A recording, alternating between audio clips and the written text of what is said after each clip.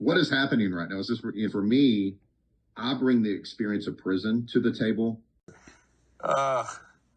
Because it's not just about politics. It's about protecting Arizona's land, our water, and the future for families just like yours and mine. I won't bow to special interest. I'll fight every day for Arizona's families, farmers, and freedoms. Journalist Jennifer Esposito has published an opinion of felon, David Rose, who has somehow taken a position in the Lake Havasu Unified School District as school board president. Can you imagine that? A felon in the school district. Esposito published an opinion on a public figure, but also provided facts pertaining to the laws and to requirements of felons who are tossing their hats into the ring. David Rose, who's running for the LD 30 House in Arizona, is not some private citizen. He is a public figure, but had a lawyer send this journalist a cease and desist letter. Notice how these kinds of people always claim that they defend the Constitution. Because it's not just about politics. It's about protecting Arizona's land, our water, and the future for families just like yours and mine. I won't bow to special interest. I'll fight every day for Arizona's families, farmers, and freedoms.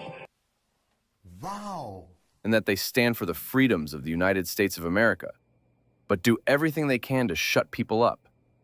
Esposito's publication that David Rose is ineligible to run for any seat is her own opinion. But that opinion is shared by many concerned citizens. David Rose has an attorney who obviously does not know the law. David Rose has many felonies, and because he has felonies, he is required to have his felonies set aside in the state of Arizona. The First Amendment protects the right to report. Jennifer Esposito's reporting on David Rose's eligibility to run for Arizona House. As a journalist covering a public figure seeking elected office, Esposito has every right to question and report on whether Rose meets the legal requirements for candidacy. Under Arizona law, ARS Section 13904, a felony conviction suspends critical civil rights, including the right to hold public office. While first-time offenders may have some rights automatically restored under ARS Section 13-907, the right to hold public office is distinct from voting rights and requires proper restoration through the legal process outlined in ARS Section 13-908. If Rose has multiple felony convictions as reported, he must petition the court for civil rights restoration. These rights are not automatically restored, and the restoration is at the discretion of the judicial officer. Rose's cease and desist letter appears to be an attempt to silence legitimate journalism about a matter of clear public concern. Many citizens share Esposito's concerns about candidate eligibility, and reporting on whether a candidate has properly restored their civil rights to hold public office is not defamation. It's responsible journalism. The Mojave Free Press is performing an essential function by asking whether candidates meet Arizona's legal requirements for office, and no intimidation tactic should deter that vital work. David Rose is using an attorney who appears to represent the Lake Havasu Unified School District. Is this a conflict of interest? Here's a great question. Are taxpayers paying for David Rose's political and personal representation? Is the Lake Havasu Unified School District paying for this attorney? Because if they are, that means that the taxpayers are actually footing the bill. If this is the case, David Rose needs to provide the LHUSD meeting minutes and a copy of the board-passed resolution authorizing public funds for attorney Timothy LaSota to act on behalf of recidivist felon David Rose in this specific matter. Sending cease and desist letters to silence journalists reporting on matters of public concern is a classic intimidation tactic that raises serious red flags about a candidate's commitment to constitutional principles. Because it's not just about politics. It's about protecting Arizona's land, our water, and the future for families just like yours and mine.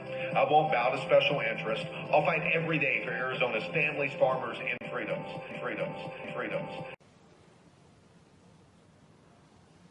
Right. It's particularly hypocritical when someone campaigns on defending the Constitution while simultaneously trying to chill First Amendment-protected journalism. What this behavior suggests: 1. Hostility to accountability. A candidate who can't handle legitimate questions about their legal eligibility before even taking office shows how they'd likely respond to constituent concerns or oversight once in power. 2. authoritarian tendencies.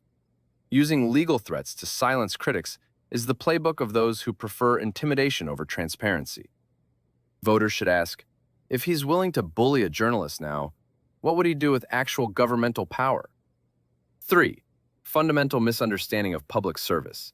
Public servants work for the people and must accept scrutiny. Someone running for office forfeits the privacy protections of a regular citizen regarding their qualifications. 4.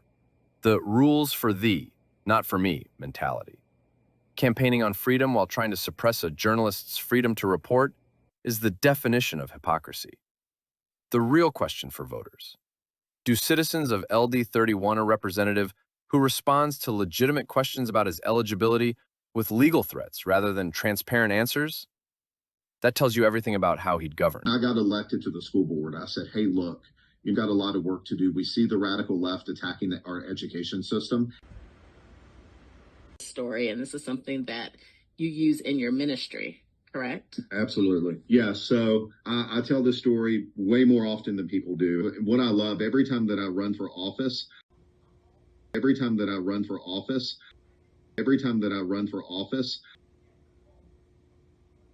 people love to start to tell this story, believing that it's going to be some sort of weapon to use against me, not that with them not realizing I tell the story probably more than anybody, and that I'm not ashamed to tell the story. It's my redemption story. And for me, that's one of my favorites. All of us have an identity. We all have things in our life that that identify us as a person. And what are some of the ways that we identify people or ourselves? Number one is character and attitude. According to Esposito, David Rose is more than welcome to go cry to a court. But will a court even listen? After what the county assessor Gene Kench tried doing when using lawfare on American citizens when petitioning the courts in Mojave County to censor 3 precinct committeemen. The Board of Supervisors unanimously voted against her tyrannical attempts to silence those who exposed her bad behavior. And David Rose is playing the victim, just like his associate Gene Kench, the county assessor. Dear board members, the bad behavior I have witnessed and been notified is happening for months is definitely not fostering loyalty to the Republican Party. Their behavior should remind the public of the county assessor's boyfriend and his own issues regarding his own superiority complex. I don't need to get out of here. This is my fucking neighborhood. Okay, and we're being calm and going to jump off. Yeah, you're fucking mouthing off to me. Not only was it voted in favor by the MCRCC Executive Committee to censor the PCs in question, but the Executive Committee also agreed to file a workplace injunction so that said PCs were banned from the headquarters in Bullhead City, preventing the toxic environment. And you're fucking mouthing off to me. I know. It's somebody like me that needs to beat the fuck out of you and put your face in the fucking tar. I am fucking off. Hard to argue with that. Well, what is happening right now is this, for me, I bring the experience of prison to the table.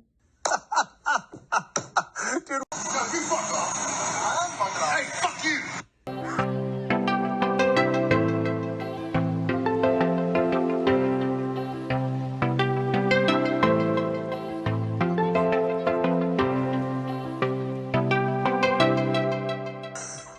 You got something to say? Say it. Yeah, I just said it. Fuck you.